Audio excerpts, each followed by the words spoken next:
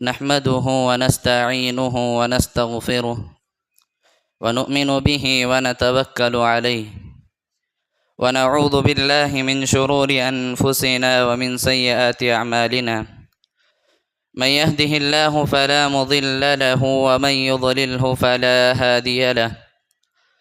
وأشهد أن لا إله إلا الله وحده لا شريك له وأشهد أن محمدًا عبده ورسوله. أما بعد فإن خير الحديث كتاب الله وخير الهدي هدي محمد صلى الله عليه وسلم وشر الأمور محدثاتها وكل محدثة بدعة وكل بدعة ضلالة وكل ضلالة في النار. أما بعد فقال الله تبارك وتعالى في القرآن المجيد: فأعوذ بالله من الشيطان الرجيم بسم الله الرحمن الرحيم.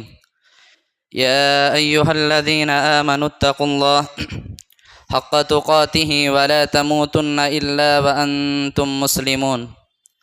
يا أيها الناس اتقوا ربكم الذي خلقكم من نفس واحدة وخلق منها زوجها وبث منهما رجالا كثيرا ونساء واتقوا الله الذي تساءلون به والأرحام إن الله كان عليكم رقيبا. يا أيها الذين آمنوا اتقوا الله وقولوا قولا سديدا يصلح لكم أعمالكم ويغفر لكم ذنوبكم ومن يطع الله ورسوله فقد فاز فوزا عظيما. أما بعد فقال الله تبارك وتعالى في القرآن المجيد: ومن يشاقق الرسول من بعد ما تبين له الهدى ويتبع غير سبيل المؤمنين نوله ما تولى ونصله جهنم وساءت مصيرا. وقال تعالى: فإن آمنوا بمثل ما آمنتم به فقد اهتدوا. وقال النبي صلى الله عليه وسلم: لا تسبوا أصحابي فوالذي نفسي بيده لو أن أحدكم أنفق مثل أحد ذهبا ما أدرك مد أحدهم ولا نصيفه. أما بعد سبحانك لا علم لنا إلا ما علمتنا إنك أنت العليم الحكيم ربي زدني علما. حاضرین جمعہ، ہر قسم کی تعریف میری اور آپ کی ہر طرح کی چھوٹی اور بڑی عبادت صرف اس اللہ رب العالمین کے لیے ہے جس کی ہم انسانوں پر بے شمار نعمتیں ہیں، جن نعمتوں کا گننا شمار کرنا ہم انسانوں کی بس کی بات نہیں۔ قرآن میں اللہ نے کہا: وَإِن تَعُدُّوا نِعْمَةَ اللَّهِ لَا تُحْصُوهَا۔ اگر تم اللہ رب العالمین کی نعمتوں کو گننا چاہو، شمار کرنا چاہو تو نہیں کر سکتے۔ اللہ رب العالمین کی ان بے شمار نعمتوں میں ایک عظیم نعمت یہ ہے کہ اللہ رب العالمین نے میری اور آپ کی ہدایت کے لیے جناب محمد الرسول اللہ صلی اللہ علیہ وسلم کو نبی اور رسول بنا کر اس دنیا میں مبعوث کیا۔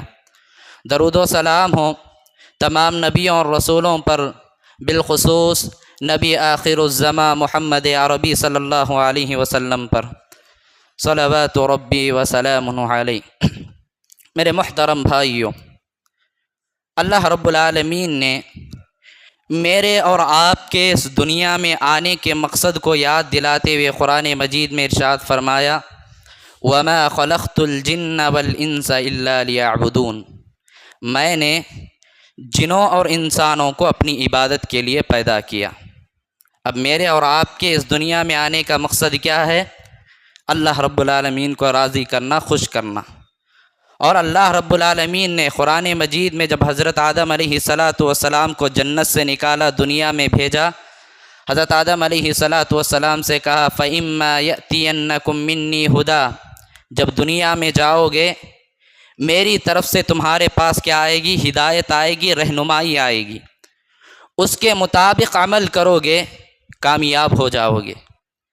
اور وہی راستہ اللہ کے پاک پیغمبر محمد الرسول اللہ صلی اللہ علیہ وسلم نے ہمیں دکھایا کہ دنیا میں رہتے ہوئے مجھے اور آپ کو کیا کرنا ہے، کن چیزوں سے رکنا ہے، کن چیزوں کو کرنا ہے، اگر اللہ کے نبی محمد الرسول اللہ صلی اللہ علیہ وسلم کی تعلیمات سننے کے بعد ہم اللہ اور اس کے رسول کی نافرمانی کرتے ہیں تو اس سے بڑی نادانی کچھ اور نہیں ہو سکتی۔ قرآن مجید میں اللہ رب العالمین نے ارشاد فرمایا وَمَن يُشَاقِقِ الرَّسُولَ مِن بَعْدِ مَا تَبَيَّنَ لَهُ الْهُدَى، حق چیز کیا ہے یہ واضح ہو جانے کے بعد اگر کوئی اللہ اور اس کے رسول کی نافرمانی کرے اور مومنوں کا راستہ چھوڑ کر کسی اور راستے کی طرف جائے تو اللہ تعالیٰ کیا کریں گے، اسے اسی طرف موڑ دیں گے اور اس کا ٹھکانہ جہنم ہوگا، اور جہنم کیا ہی برا ٹھکانہ ہے۔ اب ذرا سوچیں، یہ آیت جب نازل ہو رہی تھی اس وقت دنیا میں مومن کون تھے؟ صحابہ اکرام رضوان اللہ علیہم اجمعین کون تھے؟ مومن تھے۔ یعنی اس آیت میں اللہ رب العالمین مجھے اور آپ کو اس بات کی تعلیم دے رہا ہے کہ صحابہ کے راستے کو چھوڑ کر ادھر ادھر جاؤ گے، صحابہ کا راستہ چھوڑ کر کسی اور کا راستہ پکڑو گے، گمراہ ہو جاؤ گے اور تمہارا ٹھکانہ جہنم ہوگا۔ تو مجھے اور آپ کو چاہیے کہ میں اور آپ صحابہ اکرام رضوان اللہ علیہم اجمعین کے راستے پر چلیں، ان کے نقش قدم پر چلیں، ان کے پیچھے پیچھے چلتے ہوئے، ان کے نقش قدم پر چلتے ہوئے ان کے ساتھ ہم بھی جنت میں داخل ہو جائیں۔ خاص کر کے ان صحابہ اکرام رضوان اللہ علیہم اجمعین کے بارے میں جاننا بہت ضروری ہے جن کا نام لے کر اللہ کے نبی نے کہا یہ صحابی جنتی ہیں۔ صحیح مسلم کی حدیث ہے، اللہ کے نبی محمد رسول اللہ صلی اللہ علیہ وسلم نے 10 صحابہ کو جنت کی بشارت دی جنہیں عشرہ مبشرہ کہا جاتا ہے۔ اس کا مطلب یہ نہیں کہ دوسرے صحابہ کو جنت کی بشارت نہیں ملی، سارے کے سارے صحابہ کیا ہے؟ جنتی ہے، ہمارا اس بات پر ایمان ہے۔ لیکن عشرہ مبشرہ، ان 10 صحابہ جنہیں اللہ کے نبی نے جنت کی بشارت دی، عشرہ مبشرہ کیوں کہا جاتا ہے؟ ایک ہی مجلس میں اللہ کے پاک پیغمبر محمد الرسول اللہ صلی اللہ علیہ وسلم نے ان 10 صحابہ کے نام لے کر کہا کہ یہ سارے کے سارے کیا ہیں؟ جنتی ہیں۔ وہ 10 صحابہ کون ہیں؟ حضرت ابو بکر صدیق رضی اللہ تعالیٰ عنہ، حضرت عمر بن خطاب رضی اللہ تعالیٰ عنہ، حضرت عثمان رضی اللہ تعالیٰ عنہ، حضرت علی رضی اللہ تعالیٰ عنہ، حضرت ابو عبیدہ بن جراح رضی اللہ تعالیٰ عنہ، حضرت ابو طلحہ رضی اللہ تعالیٰ عنہ، حضرت عبد الرحمن بن عوف اور حضرت سعد اور سعید رضی اللہ عنہم اجمعین۔ یہ 10 صحابہ جنہیں اللہ کے نبی نے ایک ہی مجلس میں بیٹھ کر ان 10 صحابہ کے نام لے کر کہا کہ 10 کے 10 کیا ہیں؟ جنتی ہیں۔ اب اللہ تبارک و تعالیٰ نے قرآن مجید میں بات واضح کر دی کہ ہمارے لیے آئیڈیل اور رول ماڈل کون ہیں؟ صحابہ اکرام رضوان اللہ علیہم اجمعین ہیں۔ تو مجھے اور آپ کو ان صحابہ اکرام رضوان اللہ علیہم اجمعین کے بارے میں جاننا چاہیے کہ صحابہ نے کیسی زندگی گزاری، کیا کیا قربانیاں اسلام کے لیے دی۔ یہ چیزیں جاننا میرے اور آپ کے لیے بہت ضروری ہے۔ حضرت ابو بکر صدیق رضی اللہ تعالیٰ عنہ کیا قربانیاں دی، حضرت عمر نے کیا قربانی دی، حضرت عثمان، حضرت علی رضی اللہ تعالیٰ عنہ اجمعین نے کیا قربانیاں دی۔ تو ان جو 10 صحابہ ہیں، ان صحابہ میں سے ایک صحابی حضرت ابو عبیدہ بن جراح رضی اللہ تعالیٰ عنہ کے بارے میں آج اس خطبہ جمعہ میں جاننے کی کوشش کریں گے۔ اللہ رب العالمین سے دعا ہے اللہ رب العالمین ہم سب کو صحابہ کے نقش قدم پر چلائے، اللہ رب العالمین ان کو اپنا نمونہ مان کر زندگی گزارنے کی توفیق دے۔ حضرت ابو عبیدہ بن جراح رضی اللہ تعالیٰ عنہ، ان کا اصل نام عبداللہ تھا، عامر بن عبداللہ ان کا اصل نام تھا۔ ان کی کنیت ابو عبیدہ ہے، جس طرح حضرت ابو بکر صدیق رضی اللہ تعالیٰ عنہ کا اصل نام کتنے لوگوں کو پتہ ہے؟ حضرت ابو بکر صدیق رضی اللہ تعالیٰ عنہ کا اصل نام کیا ہے؟ عبداللہ بن عثمان۔ وہ ان کی کنیت ہے ابو بکر، ان کا اصل نام کیا ہے؟ عبداللہ بن عثمان۔ ان کی کنیت ابو بکر سے جیسے مشہور ہوئے، ایسے ہی ابو عبیدہ بن جراح رضی اللہ تعالیٰ عنہ اپنی کنیت ابو عبیدہ سے مشہور ہوئے، اصل نام عامر بن عبداللہ ہے۔ جب ہم ان کے داداؤں کا یہ نسب نامہ دیکھتے ہیں تو نبی علیہ الصلاۃ والسلام کے ایک دادا سے جا کر ان کا نسب نامہ ملتا ہے، یعنی حضرت ابو عبیدہ بن جراح رضی اللہ تعالیٰ عنہ بھی اللہ کے پاک پیغمبر محمد الرسول اللہ صلی اللہ علیہ وسلم کے خاندان سے ہیں، خاندان قریش سے ان کا تعلق تھا۔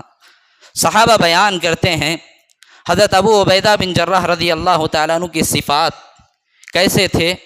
لمبے تھے، دبلے پتلے تھے، اور گردن کافی لمبی تھی۔ جب چلتے تھے تو گردن کی لمبی ہونے کی وجہ سے کندھے جھکے ہوئے نظر آتے۔ عبداللہ ابن عمر رضی اللہ تعالیٰ عنہما بیان فرماتے ہیں کہ قریش کے خاندان میں 3 لوگ ایسے تھے جو اتنے نرم تھے، جب سامنے والے سے بات کرتے تو سامنے والا بات نہیں کاٹتا تھا، وہ خواہش کرتا کہ اور مجھ سے بات کریں، سامنے والے کی بات کو غور سے سنتے، بڑے اونچے اخلاق و کردار والے تھے۔ کون تھے وہ 3؟ حضرت عبداللہ ابن عمر رضی اللہ تعالیٰ عنہ بیان فرماتے ہیں وہ 3 صحابہ حضرت ابو بکر صدیق رضی اللہ تعالیٰ عنہ، حضرت عثمان بن عفان رضی اللہ تعالیٰ عنہ، اور اسی طرح حضرت ابو عبیدہ بن جراح رضی اللہ تعالیٰ عنہ۔ یہ 3 صحابہ بڑے نرم مزاج تھے، لیکن آج کا خطبہ آپ غور سے سنیں گے، آپ کو معلوم ہوگا کہ حضرت ابو عبیدہ بن جراح رضی اللہ تعالیٰ عنہ جتنے نرم مزاج تھے، جب بات کرتے تو سامنے والا بات نہیں کاٹتا۔ جب یہی ابو عبیدہ بن جراح رضی اللہ تعالیٰ عنہ جنگ کے میدان میں اترتے، کسی بھوکے شیر سے کم نہیں تھے۔ ان کے حالات آپ پڑھیں گے، سیرت نگاروں نے، تاریخ لکھنے والوں نے ان کے قصے لکھے ہیں، بڑے بڑے بہادری کے قصے حضرت ابو عبیدہ بن جراح رضی اللہ تعالیٰ عنہ کے ہیں۔ حضرت ابو عبیدہ بن جراح رضی اللہ تعالیٰ عنہ کو اللہ رب العالمین نے 2 بیٹوں سے نوازا تھا، ایک کا نام عمیر اور ایک کا نام یزید تھا۔ یزید، آج یہ نام رکھنے ہم لوگ حقیر سمجھتے ہیں، اگر ہم تاریخ پڑھیں گے معلوم ہوگا کہ بڑے بڑے صحابہ نے اپنے بیٹوں کا نام یزید رکھا ہے۔ 2 بیٹے تھے، دونوں بچپن میں ہی وفات پا گئے، یعنی ان کی نسل آگے نہیں بڑھی اور نہ ان کے بھائیوں کی نسل آگے بڑھی۔ اللہ کے نبی محمد الرسول اللہ صلی اللہ علیہ وسلم کو جب اللہ رب العالمین نے نبی اور رسول بنایا، اور جس وقت اللہ کے نبی محمد الرسول اللہ صلی اللہ علیہ وسلم مکہ والوں کو دعوت دینے لگے شروع میں بالکل، اس وقت جن لوگوں نے اسلام قبول کیا، ان اسلام قبول کرنے والوں میں سے ایک حضرت ابو عبیدہ بن جراح رضی اللہ تعالیٰ عنہ تھے۔ حضرت ابو بکر، حضرت علی، حضرت عثمان، یہ جو شروع میں اسلام قبول کیے، انہی میں سے حضرت ابو عبیدہ بن جراح رضی اللہ تعالیٰ عنہ ہے۔ یہ ان صحابہ میں سے ہیں جن کی اسلام پر اسلام کی تعمیر رکھی گئی، یہ وہ صحابہ میں سے ہیں۔ اب شروع میں اسلام قبول کیے تو مکہ کے کفار اور مشرکین نے جو تکلیفیں دوسرے صحابہ کو دی، وہی تکلیفیں حضرت ابو عبیدہ بن جراح رضی اللہ تعالیٰ عنہ کو بھی دی۔ انہیں بھی مارا جاتا، پیٹا جاتا، طرح کے تکلیفیں انہیں دی جاتی۔ اللہ کے نبی محمد رسول اللہ صلی اللہ علیہ وسلم نے صحابہ کا حال دیکھا، مکہ کے اندر کمزور صحابہ کو مارا جا رہا ہے، پیٹا جا رہا ہے۔ اللہ کے نبی نے حبشہ کی طرف ہجرت کرنے کا حکم دیا، اور جو صحابہ مکہ چھوڑ کر حبشہ کی طرف ہجرت کر گئے، ان صحابہ میں سے حضرت ابو عبیدہ بن جراح رضی اللہ تعالیٰ عنہ بھی تھے۔ لیکن امام ذہبی رحمہ اللہ بیان فرماتے ہیں کہ جب حبشہ پہنچے تو اللہ رب العالمین نے محمد الرسول اللہ صلی اللہ علیہ وسلم کو مکہ چھوڑ کر مدینہ جانے کا حکم دیا۔ اللہ کے نبی مدینہ پہنچے تو حضرت ابو عبیدہ بن جراح رضی اللہ تعالیٰ عنہ حبشہ چھوڑ کر مدینہ آ پہنچے۔ اس کے بعد اللہ کے نبی نے کیا کیا؟ انصار اور مہاجر جو ہجرت کر کے مدینہ پہنچے تھے، وہ صحابہ اور جو مدینہ کے اندر تھے، ان 2 صحابہ کے درمیان بھائی چارہ کرایا، ایک صحابی وہ ایک صحابی، دونوں کو بھائی بنا دیا۔ تو حضرت ابو عبیدہ بن جراح رضی اللہ تعالیٰ عنہ کا بھائی چارہ اللہ کے نبی محمد الرسول اللہ صلی اللہ علیہ وسلم نے محمد بن مسلمہ رضی اللہ تعالیٰ عنہ کے ساتھ کرایا۔ حضرت ابو عبیدہ بن جراح رضی اللہ تعالیٰ عنہ کی پوری زندگی جب اسلام کے لیے جو قربانی دینے کی ضرورت پڑی، حضرت ابو عبیدہ بن جراح رضی اللہ تعالیٰ عنہ نے تمام قربانیاں دی۔ اسی لیے ان کی قربانیوں کو دیکھ کر، ان کی امانت داری کو دیکھ کر، ان کی دیانت داری کو دیکھ کر اللہ کے نبی محمد الرسول اللہ صلی اللہ علیہ وسلم نے حضرت ابو عبیدہ بن جراح رضی اللہ تعالیٰ عنہ کو اس امت کا سب سے امانت دار انسان قرار دیا۔ دو نصرانی، دو کرسچن اللہ کے نبی محمد رسول اللہ صلی اللہ علیہ وسلم کے پاس آئے۔ آنے کا مقصد کیا تھا؟ ان لوگوں نے راستے میں بات چیت کی، ہم محمد کے پاس جائیں گے اور ملاعنہ کریں گے۔ ملاعنہ مطلب محمد کے پاس جائیں گے ہم دونوں، جا کے کیا کہیں گے؟ اگر محمد حقیقی نبی اور رسول ہے تو اللہ تعالی ہمیں برباد کر دے، اگر محمد جھوٹا ہے تو اللہ تعالی محمد کو تباہ و برباد کر دے۔ اتنے میں ایک نے کہا اگر حقیقت میں سمجھ لو کہ محمد سچے نبی اور رسول ہیں تو ہم تو ہلاک و برباد ہو جائیں گے۔ ایک کام کرتے ہیں، ایک چیز اچھی نہیں ہے، اب محمد کے پاس جائیں گے، اس سے بات چیت کریں گے، اس سے سمجھوتا کریں گے۔ وہ دو نصرانی اللہ کے نبی محمد رسول اللہ صلی اللہ علیہ وسلم کے پاس آ پہنچے اور اللہ کے نبی سے کہا اِنَّا نُعْطِيكَ مَا سَأَلْتَنَا، اے محمد آپ جو بھی ہم سے مانگیں گے ہم دینے کے لیے تیار ہیں۔ آپ اسلام قبول کروانا چاہتے ہیں، ہم اسلام قبول کریں گے، آپ جو کچھ بھی مانگیں گے ہم دینے کے لیے تیار ہیں، لیکن وَبَعَثْ مَعَنَا رَجُلًا أَمِينًا، لیکن ایک شرط ہے۔ کیا شرط ہے؟ ہمارے ساتھ ایک امانت دار انسان کو تم بھیجو۔ اللہ کے نبی نے صحابہ کی طرف دیکھا، اس کے بعد حضرت ابو عبیدہ بن جراح رضی اللہ تعالیٰ عنہ بیٹھے ہیں، ان کی طرف دیکھ کے کہا خم یا ابا عبیدہ، ابو عبیدہ کھڑے ہوں۔ اور اللہ کے نبی نے ان دو نصرانیوں کے ساتھ کہا میں صرف امانت دار نہیں بلکہ حقیقی امانت دار کو تمہارے ساتھ بھیج رہا ہوں۔ اس حدیث سے معلوم ہوا کہ حضرت ابو عبیدہ بن جراح رضی اللہ تعالیٰ عنہ اس امت کے سب سے امین انسان ہیں۔ صحیح بخاری کی حدیث ہے، انس بن مالک رضی اللہ تعالیٰ عنہ راوی حدیث ہیں، بیان کرتے ہیں کہ اللہ کے نبی محمد رسول اللہ صلی اللہ علیہ وسلم نے ارشاد فرمایا لِكُلِّ أُمَّةٍ أَمِينًا، ہر امت میں ایک امین تھا، اور اس امت کا امین اللہ رب العالمین نے ابو عبیدہ بن جراح رضی اللہ تعالیٰ عنہ کو بنایا۔ کتنی بڑی فضیلت، کتنا بڑا مقام و مرتبہ ہے حضرت ابو عبیدہ بن جراح رضی اللہ تعالیٰ عنہ کا۔ آج بہت سارے ہم میں سے ایسے ہیں جن کو حضرت ابو عبیدہ بن جراح رضی اللہ تعالیٰ عنہ کا نام تک نہیں معلوم۔ جب حضرت ابو عبیدہ بن جراح رضی اللہ تعالیٰ عنہ اسلام قبول کرنے کے لیے آئے، واقعے کو ذرا غور سے سنیں، اسلام قبول کرنے کے لیے آئے، اسلام قبول کیا، اللہ کے نبی محمد الرسول اللہ صلی اللہ علیہ وسلم کے ہاتھ پر ہاتھ رکھ کر وعدہ کیا۔ کیا وعدہ تھا؟ اللہ کے نبی میں اسلام قبول کر رہا ہوں، اگر اس اسلام کے لیے میری گردن کٹانا پڑے تو میں پیچھے نہیں ہٹوں گا، اس اسلام کے لیے میری مال و دولت میرے اولاد کو قربان کرنا پڑے اللہ کے نبی میں پیچھے نہیں ہٹوں گا، اگر اس اسلام کے لیے میرے باپ سے لڑنا پڑے اللہ کے نبی محمد الرسول اللہ صلی اللہ علیہ وسلم میں پیچھے نہیں ہٹوں گا۔ یہ وعدہ کیا اور وعدے کو نبھایا بھی۔ جنگ بدر، صحابہ اکرام رضوان اللہ علیہم اجمعین روزے کی حالت میں، سامنے مشرکین کا بڑا لشکر کھڑا ہے، حضرت ابو عبیدہ بن جراح رضی اللہ تعالیٰ عنہ تلوار لیے مشرکین کی صفوں میں گھستے ہیں، مشرکین کی صفوں کو چیرتے ہوئے مشرکین سے لڑ رہے ہیں۔ مشرکین حضرت ابو عبیدہ بن جراح رضی اللہ تعالیٰ عنہ سے ڈر کر ادھر سے ادھر بھاگ رہے ہیں۔ اتنے میں ایک آدمی حضرت ابو عبیدہ بن جراح رضی اللہ تعالیٰ عنہ کے سامنے آ کر کھڑا ہوا۔ حضرت ابو عبیدہ بن جراح رضی اللہ تعالیٰ عنہ نے اسے نظر انداز کیا، اگنور کیا، پھر دوسری طرف چل دیے، پھر کفار سے لڑ رہے ہیں۔ مشرکین حضرت ابو عبیدہ کو دیکھ کر ڈر رہے تھے، بھاگ رہے تھے حضرت ابو عبیدہ بن جراح رضی اللہ تعالیٰ عنہ سے۔ پھر وہ آدمی سامنے آ کر کھڑا ہوا، حضرت ابو عبیدہ بن جراح رضی اللہ تعالیٰ عنہ نے پھر اسے اگنور کیا، نظر انداز کیا، پھر اپنے کام میں لگ گئے، مشرکین سے لڑ رہے ہیں۔ تیسری مرتبہ وہ آدمی سامنے آ کر کھڑا ہوا، حضرت ابو عبیدہ بن جراح رضی اللہ تعالیٰ عنہ نے تلوار اٹھائی، اللہ اکبر کہتے ہوئے اس آدمی کے سر کو تن سے جدا کر دیا۔ ذرا غور سے سننا، جس آدمی کے سر کو اس کے تن سے جدا کیا حضرت ابو عبیدہ بن جراح رضی اللہ تعالیٰ عنہ نے، وہ کوئی دوسرا شخص نہیں بلکہ ان کا باپ تھا۔ اللہ کے نبی محمد الرسول اللہ صلی اللہ علیہ وسلم نے جذبہ دیکھا، اللہ کے نبی محمد الرسول اللہ صلی اللہ علیہ وسلم نے فوراً حضرت ابو عبیدہ بن جرح رضی اللہ تعالیٰ عنہ کو جنت کی خوشخبری دی۔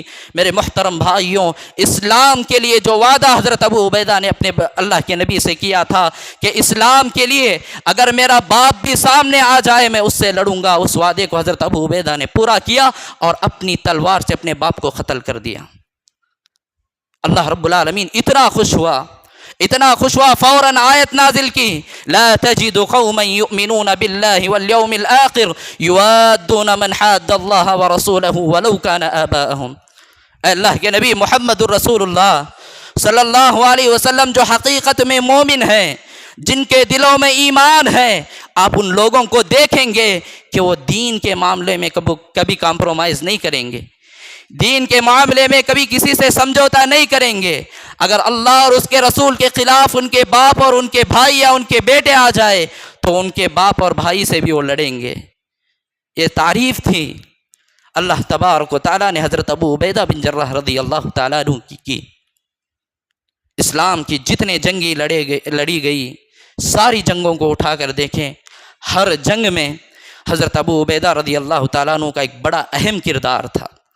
جنگ احد کے میدان پر شروع میں اللہ رب العالمین نے صحابہ کو بڑی زبردست فتح عطا کی، لیکن اللہ کے نبی نے کچھ صحابہ سے کہا تھا کہ پہاڑ پر کھڑے رہنا اور جب تک میں نہ کہوں نیچے نہ آنا۔ لیکن خوشی کے مارے جب جنگ جیتنے لگے، صحابہ خوشی کے مارے پہاڑ سے نیچے اتر گئے۔ پھر مشرکین نے پلٹ وار کیا، صحابہ دونوں طرف سے دب گئے۔ ایسی حالت میں مشرکین مکہ نے اللہ کے پاک پیغمبر محمد رسول اللہ صلی اللہ علیہ وسلم کو چاروں طرف سے گھیر لیا۔ چاروں طرف مشرکین کھڑے، اللہ کے نبی بیچ میں کھڑے ہیں اور ساتھ میں 12 صحابہ ہیں۔ مشرکین کی تعداد 100، صحابہ کتنے ہیں؟ 12۔ اس میں سے 11 انصار تھے جو مدینے کے تھے اور ایک مہاجر تھے، وہ تھے حضرت طلحہ رضی اللہ تعالیٰ عنہ۔ حضرت ابو بکر صدیق رضی اللہ تعالیٰ عنہ نے خود یہ واقعہ بیان کیا۔ حضرت ابو بکر صدیق رضی اللہ تعالیٰ عنہ دور سے دیکھ رہے ہیں۔ مشرکین جنگ کا یہ حال تھا کہ حضرت ابو بکر صدیق رضی اللہ تعالیٰ عنہ اللہ کے نبی کے قریب جانا چاہتے ہیں، لیکن مشرکین نے دیوار کھڑی کر دی، جانے نہیں دے رہے۔ دور سے حضرت ابو بکر صدیق رضی اللہ تعالیٰ عنہ جنگ کا ماحول دیکھ رہے ہیں۔ اللہ کے نبی محمد رسول اللہ صلی اللہ علیہ وسلم کا دفاع کرتے ہوئے ایک ایک صحابی شہید ہوتے گئے۔ 11 صحابہ شہید ہو گئے۔ حضرت طلحہ رضی اللہ تعالیٰ عنہ کے پورے جسم میں 70 سے زیادہ تیر لگ گئے۔ حضرت ابو بکر بیان کرتے چاروں طرف سے مشرکین نے گھیر رکھا ہے، ڈر تھا کہیں اللہ کے نبی محمد الرسول اللہ صلی اللہ علیہ وسلم کو شہید نہ کر دیا جائے۔ اتنے میں نے دیکھا ایک آدمی بجلی کی طرح پیچھے سے آیا، اڑتے ہوئے آیا اور اس نے تمام مشرکین کا کام ختم کر دیا۔ وہ کوئی اور نہیں حضرت ابو عبیدہ بن جرح رضی اللہ تعالیٰ عنہ تھے۔ اکیلے حضرت ابو عبیدہ بن جرح رضی اللہ تعالیٰ عنہ نے تمام مشرکین کا کام ختم کر دیا۔ میرے محترم بھائیوں، جنگ کا یہ حال تھا۔ اللہ کے پاک پیغمبر محمد رسول اللہ صلی اللہ علیہ وسلم کی مبارک پیشانی میں لوہا دھسا ہوا تھا۔ اللہ کے نبی کے پیشانی میں لوہا دھسا ہوا تھا، جس کی وجہ سے اللہ کے نبی کی پیشانی سے خون بہہ رہا ہے۔ حضرت ابو بکر صدیق رضی اللہ تعالیٰ عنہ اور حضرت ابو عبیدہ بن جرح رضی اللہ تعالیٰ عنہ دونوں مل کے اللہ کے پاک پیغمبر محمد الرسول اللہ صلی اللہ علیہ وسلم کو ایک پہاڑ کی طرف لے کر جاتے ہیں، اور جب حضرت ابو بکر صدیق رضی اللہ تعالیٰ عنہ نے وہ لوہا نکالنے کی کوشش کی، حضرت ابو عبیدہ بن جرح رضی اللہ تعالیٰ عنہ نے کہا اللہ کے لیے اس کام کو میرے لیے چھوڑ دو۔ پھر حضرت ابو عبیدہ بن جرح رضی اللہ تعالیٰ عنہ نے بغیر کسی تکلیف کے اپنے دانتوں سے اس لوہے کو نکالا۔ کتنی محبت تھی! اللہ کے نبی محمد رسول اللہ صلی اللہ علیہ وسلم سے کتنے زیادہ محبت کرنے والے تھے۔ ذرا سوچیں، جنگ کا ماحول ہے، چاروں طرف مشرکین مکہ دشمن کھڑے ہوئے ہیں، ایسی حالت میں بھی حضرت ابو عبیدہ چاہ رہے ہیں کہ اللہ کے نبی کے پیشانی میں جو لوہا دھسا ہوا ہے اسے بغیر کسی تکلیف کے نکالا جائے۔ اپنے دانتوں سے اس لوہے کو نکالا، جس سے ان کے 3 سے 4 دانت شہید ہو گئے۔ یہ محبت تھی، یہ حقیقی محبت تھی۔ میرے محترم بھائیوں، ہر صحابی اللہ کے پاک پیغمبر محمد الرسول اللہ صلی اللہ علیہ وسلم سے ایسی محبت کرتا تھا، لیکن بہت کم صحابہ ایسے ہیں جن کے بارے میں اللہ کے نبی نے کہا کہ میں ان سے محبت کرتا ہوں۔ ہر صحابی اللہ کے نبی سے محبت کرتا تھا، لیکن چند صحابہ ایسے ہیں جن کا نام لے کر اللہ کے نبی نے کہا کہ میں ان سے محبت کرتا ہوں، اور ان صحابہ میں سے ایک صحابی حضرت ابو عبیدہ بن جراح رضی اللہ تعالیٰ عنہ۔ اللہ کے نبی سے پوچھا گیا، اللہ کے نبی دنیا میں آپ سب سے زیادہ محبت کس سے کرتے ہیں؟ اللہ کے نبی نے کہا عائشہ سے، جو ہم سب کی ماں ہیں۔ اس کے بعد پوچھا گیا مردوں میں سب سے زیادہ محبت کس سے کرتے ہیں؟ اللہ کے نبی نے کہا حضرت ابو بکر صدیق سے۔ پھر پوچھا گیا پھر کون؟ اللہ کے نبی نے کہا حضرت عمر سے۔ پھر پوچھنے والے نے پوچھا پھر کون؟ تو اللہ کے نبی محمد رسول اللہ صلی اللہ علیہ وسلم نے ارشاد فرمایا ابو عبیدہ سے۔ اللہ کے نبی نہیں بلکہ خود اللہ رب العالمین بھی حضرت ابو عبیدہ بن جراح رضی اللہ تعالیٰ عنہ سے محبت کرتا۔ اسی لیے جب انہوں نے ان کے باپ کو قتل کیا تو اللہ تعالیٰ نے فوراً آیت نازل کر دی کہ ایمان والے جو سچے مومن ہیں کبھی دین کے معاملے میں کمپرومائز نہیں کرتے۔ میرے محترم بھائیوں، حضرت ابو عبیدہ بن جراح رضی اللہ تعالیٰ عنہ نے دین اسلام کے ہر جنگ میں ایک بڑا اہم کردار نبھایا ہے، اور اللہ کے نبی محمد الرسول اللہ صلی اللہ علیہ وسلم نے کئی جنگوں میں حضرت ابو عبیدہ بن جراح رضی اللہ تعالیٰ عنہ کو کمانڈر بنا کر بھیجا۔ ایک جنگ میں 300 صحابہ، اللہ کے نبی محمد الرسول اللہ صلی اللہ علیہ وسلم نے حضرت ابو عبیدہ بن جراح رضی اللہ تعالیٰ عنہ کو کمانڈر بنا کر بھیجا۔ ساتھ میں ایک تھیلا کھجوریں تھیں، جہاد کے لیے نکلے ہیں، دشمنوں سے لڑنے کے لیے نکلے ہیں، کھانے کے لیے کیا ہے؟ ایک تھیلا کھجوریں۔ صحابہ بیان کرتے ہیں کہ جب ہم جنگ کے لیے نکلے شروع میں ایک مٹھی کھجوریں ہمیں دیا کرتے تھے حضرت ابو عبیدہ، ایک مٹھی کھجوریں، پورا دن بھر کا گزارا اسی میں، لڑنے کے لیے جا رہے ہیں۔ میرے محترم بھائیوں، پھر صحابہ بیان کرتے ہیں کہ جاتے جاتے جب کھجوریں ختم ہونے پہ آئی تو دن بھر کے لیے، پورے ایک دن کے لیے ایک کھجور دیا جاتا تھا صحابہ کو۔ ایک کھجور پہ پورا دن کا گزارا صحابہ اکرام رضوان اللہ علیہ مجمعین کرتے تھے، اور اس کے بعد کھجوریں ختم ہو گئی، بھوکے پیٹ گئے۔ صحابہ اکرام رضوان اللہ علیہ مجمعین نے دشمنوں کو ختم کیا اور اسلام کے پرچم کو بلند کر کے وہاں سے لوٹے۔ میرے محترم بھائیوں، صحابہ اکرام رضوان اللہ علیہ مجمعین کی قربانیاں یہی وجہ ہے کہ آج دین اسلام مجھ تک اور آپ تک پہنچا ہے۔ ہم کیا سوچتے ہیں؟ جس دین پر عمل کرنا آج میرے لیے اور آپ کے لیے مشکل ہو رہا ہے، جس دین پر میں اور آپ عمل نہیں کرتے، یہ ہمیں ایسے ہی مفت میں نہیں ملا۔ صحابہ اکرام رضوان اللہ علیہ مجمعین نے بڑی بڑی قربانیاں دی، تب جا کر یہ دین اسلام مجھ تک اور آپ تک پہنچا ہے۔ میرے محترم بھائیوں، جب اللہ کے نبی محمد رسول اللہ صلی اللہ علیہ وسلم کی وفات ہوئی، اللہ کے نبی محمد رسول اللہ صلی اللہ علیہ وسلم کو دفن کرنے سے پہلے سقیفہ بنو ساعدہ میں انصار صحابہ اکرام رضوان اللہ علیہ مجمعین نے ایک میٹنگ رکھی کہ اللہ کے نبی کے بعد ذمہ دار کس کو بنایا جائے۔ تو اس وقت پورے انصار تھے، جو مدینے کے صحابہ تھے، پورے سقیفہ بنو ساعدہ میں بیٹھے ہوئے تھے۔ اتنے میں 3 صحابہ حضرت ابو بکر، حضرت عمر اور حضرت ابو عبیدہ بن جراح رضی اللہ تعالیٰ عنہ اس میٹنگ میں داخل ہوئے۔ اس کے بعد ایک انصاری صحابی نے خطبہ دیا کہ ہم میں مہاجرین بہت کم ہیں، جو ہجرت کر کے آئے ہیں وہ لوگ بہت کم ہیں، ہم لوگوں کی تعداد زیادہ ہے، اسی لیے جو ذمہ دار ہوگا وہ ہم میں سے ہوگا، یعنی مدینے والوں میں سے ہوگا۔ میرے محترم بھائیوں، اس کے بعد حضرت ابو بکر صدیق رضی اللہ تعالیٰ عنہ نے کہا جو بھی باتیں تم کہہ رہے ہو تمہاری باتیں سچی ہیں، تمہاری فضیلتیں سچی ہے، لیکن یاد رکھنا اللہ کے نبی محمد الرسول اللہ صلی اللہ علیہ وسلم نے بات کہی، الائمۃ من قریش، جو بھی ذمہ دار ہوگا، مسلمانوں کا جو بھی لیڈر ہوگا وہ قریش سے ہوگا، خاندان قریش سے ہوگا۔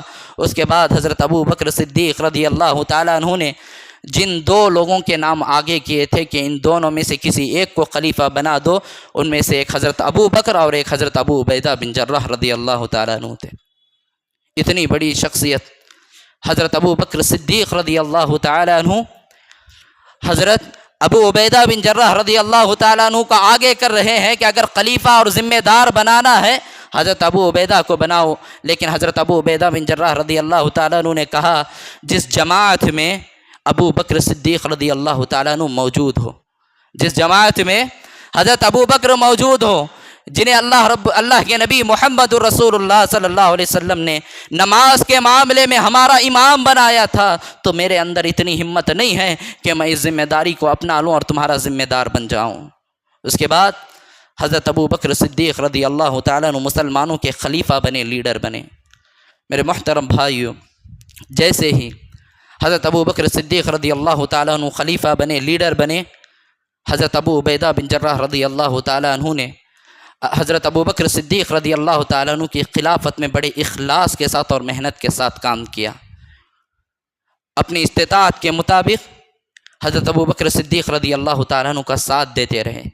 جب حضرت ابو بکر صدیق رضی اللہ تعالیٰ عنہ وفات پائے، اس کے بعد حضرت عمر بن خطاب رضی اللہ تعالیٰ عنہ مسلمانوں کے لیڈر اور خلیفہ بنے۔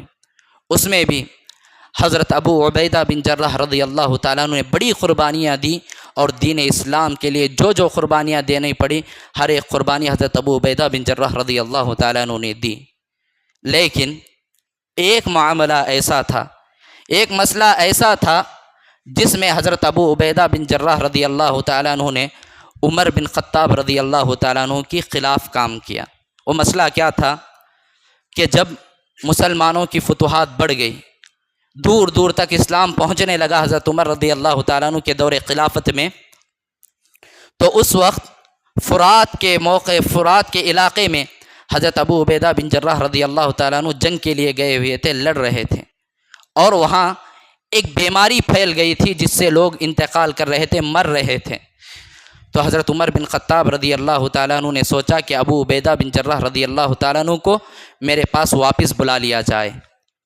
تو انہوں نے حضرت ابو عبیدہ بن جراح رضی اللہ تعالیٰ عنہ کو ایک خط لکھا کہ مجھے ایک مسلمان کی ضرورت ہے، اور اس میں حضرت ابو عبیدہ کا نام تھا۔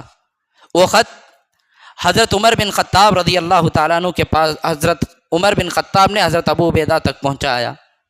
حضرت ابو عبیدہ بن جراح رضی اللہ تعالیٰ عنہ کے ہاتھ میں وہ خط آیا تو سمجھ گئے کہ جو بیماری پھیلی ہے، حضرت عمر بن خطاب رضی اللہ تعالیٰ عنہ یہ سوچ رہے ہیں کہ کہیں اس بیماری سے میں مر نہ جاؤں، اسی لیے اپنے پاس بلانا چاہتے ہیں۔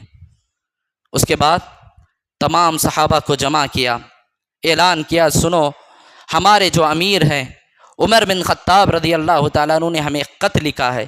خط میں کیا لکھا ہے کہ ایک مسلمان کی، اور اس میں میرا نام ذکر ہے کہ عمر بن خطاب رضی اللہ تعالیٰ عنہ کو میری ضرورت ہے اور وہ مجھے بلانا چاہتے ہیں، اور انہیں ڈر ہے کہیں اس بیماری کی وجہ سے میں مر نہ جاؤں۔ اس کے بعد حضرت ابو عبیدہ بن جراح رضی اللہ تعالیٰ عنہ نے خطبہ دیا، خطبے میں ارشاد فرمایا کہ ہمارا جینا اور مرنا صرف اور صرف اللہ رب العالمین کے لیے ہے۔ اگر بیماری سے مرنا پڑے بیماری سے مر جائیں گے، اگر دشمنان اسلام سے لڑتے لڑتے شہید ہونا پڑے تو شہید ہو جائیں گے۔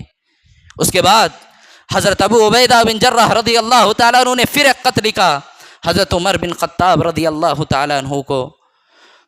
خط جیسے ہی حضرت عمر بن خطاب رضی اللہ تعالیٰ عنہ کے پاس پہنچا، صحابہ بیٹھے ہوئے ہیں اور درمیان میں حضرت عمر بن خطاب رضی اللہ تعالیٰ عنہ ہیں۔ خط کو نکالے، پڑھنے لگے، پڑھتے پڑھتے اتنا روئے، مؤرخین لکھتے ہیں کہ حضرت عمر کی داڑھی بھیگ گئی۔ حضرت عمر بن خطاب رضی اللہ تعالیٰ عنہ کی پوری داڑھی بھیگ گئی۔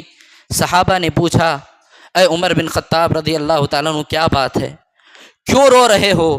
کیا حضرت ابو عبیدہ بن جراح رضی اللہ تعالیٰ عنہ شہید ہو چکے ہیں؟ حضرت عمر بن خطاب رضی اللہ تعالیٰ عنہ نے کہا، ایسا تو نہیں ہوا، وہ شہید تو نہیں ہوئے، لیکن مجھے لگ رہا ہے کہ قریب میں شہید ہو جائیں گے، انتقال کر جائیں گے۔ اس کے کچھ دنوں بعد مشرکین نے حضرت ابو عبیدہ بن جراح رضی اللہ تعالیٰ عنہ کو شہید کر دیا، قتل کر دیا۔ شہادت سے پہلے حضرت ابو عبیدہ بن جراح رضی اللہ تعالیٰ عنہ نے قیامت تک آنے والے تمام مسلمانوں کے لیے کچھ وصیتیں کی، کچھ نصیحت کی۔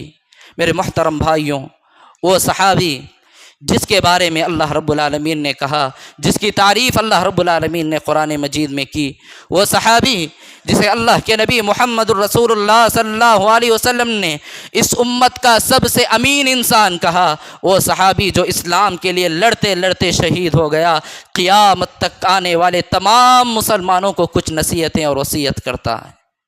کوئی بڑا آدمی کچھ کہے تو ہم غور سے سنتے ہیں، کچھ بڑا آدمی ہمارے لیے کچھ وصیت کرے، کچھ میسیج بھیجے، ہم بڑے غور سے پڑھتے ہیں اور سنتے ہیں۔ اس امت کا سب سے امین انسان آپ لوگوں سے، مجھ سے کچھ کہنا چاہتا ہے۔ میرے محترم بھائیوں، حضرت ابو عبیدہ بن جراح رضی اللہ تعالیٰ عنہ نے یہ جو نصیحت کی، کہا کہ سنو، میں تمہیں کچھ نصیحت کرنا چاہتا ہوں، اور اس نصیحت کو قیامت تک آنے والے تمام مسلمانوں تک پہنچانا، اور کہا کہ جب تک قیامت تک آنے والے تمام مسلمان اس وصیت پر عمل کریں گے، دنیا میں کوئی بھی ان کا بال باقا نہیں کر سکے گا، دنیا میں عزت کی زندگی گزاریں گے، اور اگر اسے چھوڑ دو گے، اس نصیحت پر عمل نہیں کرو گے، دنیا میں ہر جگہ ذلیل ہو جاؤ گے۔ ذرا غور سے سنیں، سب سے پہلی بات حضرت ابو عبیدہ بن جراح رضی اللہ تعالیٰ عنہ نے کی، وہ یہ اقیم الصلاۃ، نماز قائم کرنا، نماز قائم کرنا۔ نماز قائم کرنے کا مطلب یہ نہیں کہ صرف آ کے نماز ادا کر دیے۔ میرے محترم بھائیوں، نماز قائم کرنے کا مطلب یہ ہے پورے خشوع و خضوع کے ساتھ اللہ رب العالمین، نبی کریم صلی اللہ علیہ وسلم نے جو طریقہ بتایا نماز قائم کرنے کا، اس کے مطابق نماز ادا کی جائے۔ اس کے بعد کہا رمضان کے روزے رکھو، اگر اللہ رب العالمین نے استطاعت دی ہے اس کے مطابق حج اور عمرہ کرو، اور غریبوں کی مدد کرو، مسکینوں کا سہارا بنو، اور اپنی استطاعت کے مطابق دین اسلام پر عمل کرنا۔ یہ کہتے کہتے حضرت ابو عبیدہ بن جراح رضی اللہ تعالیٰ عنہ شہید ہو گئے۔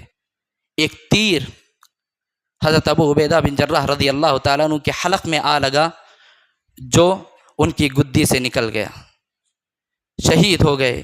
شہید ہوتے ہوتے ایک بڑا اہم پیغام دے کر گئے۔ میرے محترم بھائیوں، آپ لوگوں سے گزارش کرتا ہوں، جو بھی بات حضرت ابو عبیدہ بن جراح رضی اللہ تعالیٰ عنہ نے میرے لیے اور آپ کے لیے نصیحت کی ہے، اس امت کا سب سے امین انسان ہے، اس کی نصیحت پر عمل کیا جائے۔ میرے محترم بھائیوں، صحابہ کرام رضوان اللہ علیہ مجمعین نے اس دنیا کو کبھی ترجیح نہیں دی، ان کی نگاہوں میں ہمیشہ آخرت سنورتی تھی۔ آخرت کی فکر کرتے ہوئے صحابہ کرام رضوان اللہ علیہ مجمعین نے زندگی گزاری۔ ایک مرتبہ آزمانے کے لیے حضرت عمر بن خطاب رضی اللہ تعالیٰ عنہ نے 4000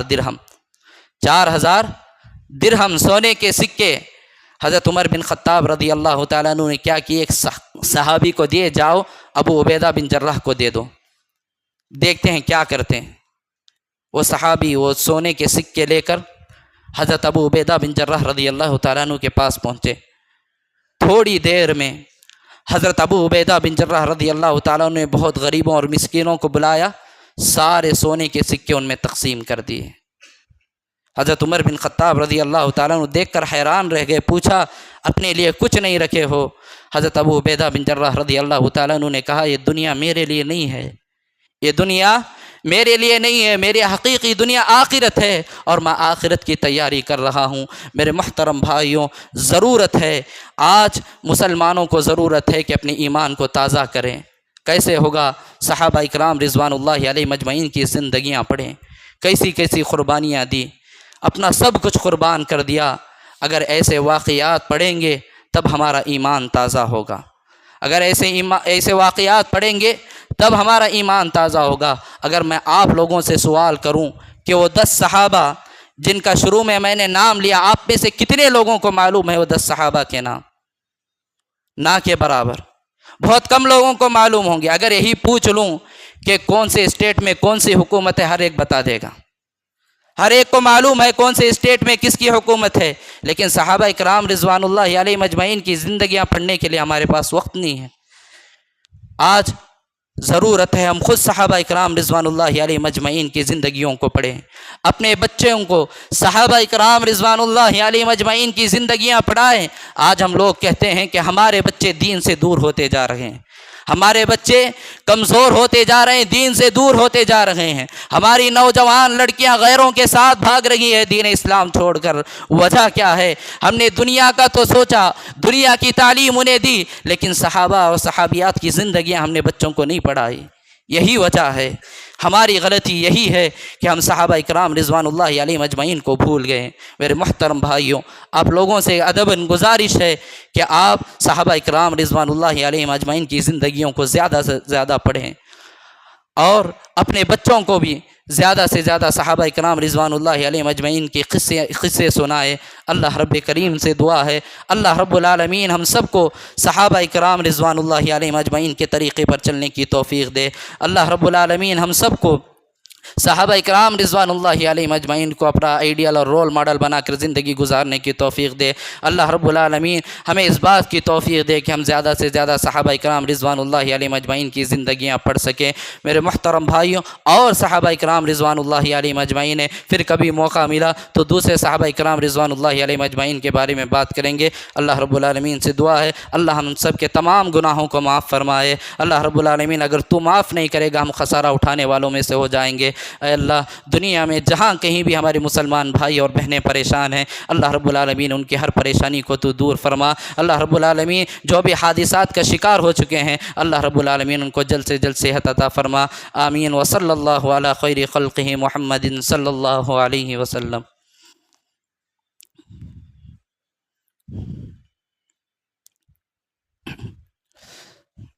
إن الحمد لله نحمده ونستعينه ونستغفره ونؤمن به ونتوكل عليه ونعوذ بالله من شرور أنفسنا ومن سيئات أعمالنا، من يهده الله فلا مضل له ومن يضلله فلا هادي له، وأشهد أن لا إله إلا الله وحده لا شريك له، وأشهد أن محمدا عبده ورسوله. أما بعد، إن الله وملائكته يصلون على النبي يا أيها الذين آمنوا صلوا عليه وسلموا تسليما.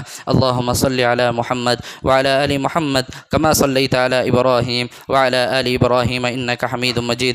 اللهم بارك على محمد وعلى آل محمد كما باركت على إبراهيم وعلى آل إبراهيم إنك حميد مجيد. عباد الله رحمني ورحمكم الله، إن الله يأمر بالعدل والإحسان وإيتاء ذي القربى وينهى عن الفحشاء والمنكر والبغي، ولذكر الله أكبر والله يعلم ما تصنعون.